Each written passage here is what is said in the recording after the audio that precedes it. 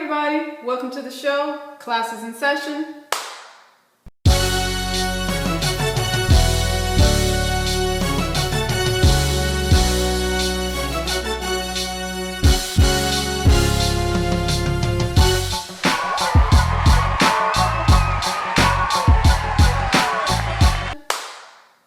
We start with a grammar lesson. I've always loved grammar. Grammar is the structure of a language. The grammar of a language is the way that words and their parts come together to make meaning. So, can someone please explain the grammar of this sentence to me? And I quote our presidential candidate, Mitt Romney.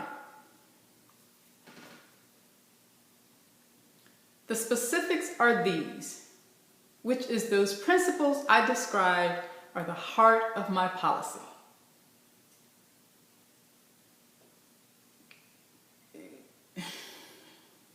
What is that?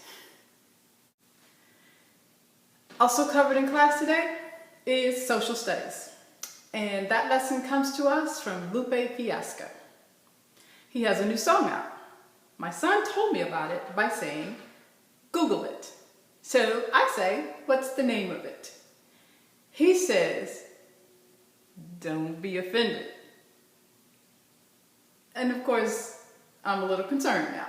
But I say, what's the name? He says, bitch bad. So I am only going to continue this search because I know a little bit about Lupe Fiasco and I know my son pretty well. So I look it up, I play the song, and it is just brilliant. It's a commentary on the history of blackface in American entertainment, the devastating casualties of misunderstanding the creative license that we as intelligent thinking beings are entitled to when we make art that is misunderstood for history. Also covered in class today is poli-sci, and that lesson comes to us from the Republican National Convention. Rick Santorum said, and I quote, "We'll never have the smart elite people on our side." Could be because of this. The Republican platform says, and I quote, "We oppose the teaching of higher order thinking skills." Yeah. Also covered in class today is a math lesson. It is a math word problem, and it comes to us from the Chicago teacher strike.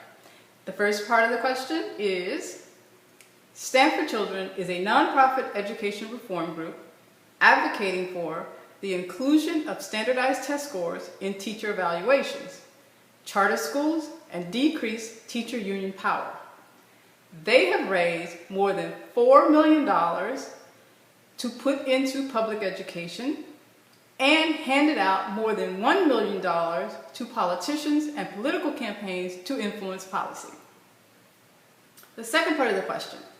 The Chicago Teachers Union PAC has given $460,000 to political campaigns and politicians to influence policy. So here's the question. How many of these people have kids in the schools they're fucking up?